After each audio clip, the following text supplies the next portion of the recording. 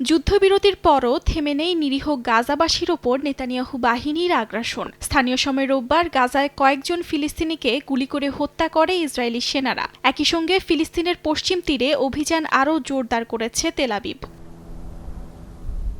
এদিন গাজার Netzarim corridor থেকে বাফার জোন পর্যন্ত সম্পূর্ণ এলাকা থেকে ইসরায়েলি সেনাদের প্রত্যাহার করে নিয়েছে নেতানিয়াহু প্রশাসন। রোববার সকালে গুরুত্বপূর্ণ করিডোর ছেড়ে যায় দখলদার সেনারা। আগ্রাসন চালানোর সময় উত্তর ও দক্ষিণ গাজাকে ভাগ করে ভূমধ্য সাগর পর্যন্ত ২ কিলোমিটার প্রশস্ত এই করিডোর তৈরি করেছিল ইসরায়েল।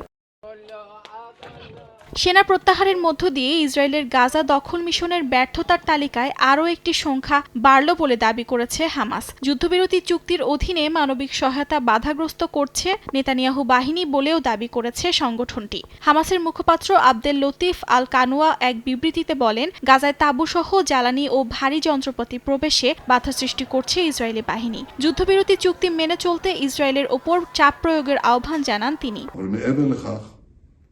এদিকে গেল বৃহস্পতিবার গণমাধ্যমে দেয়া এক সাক্ষাৎকারে সৌদি আরবের মাটিতে অনেক জায়গা রয়েছে এবং সে মাটিতেই ফিলিস্তিন রাষ্ট্র গড়া সম্ভব বলে মন্তব্য করেন ইসরায়েলের প্রধানমন্ত্রী বেনিয়ামিন নেতানিয়াহু। রোববার এ বক্তব্যে নিন্দা জানিয়েছে রিয়াদ।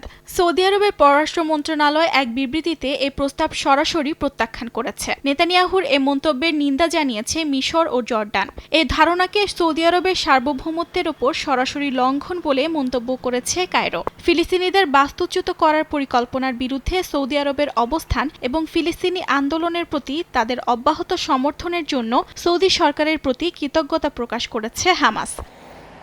উর্জিতা শেহজিন, সময় সংবাদ।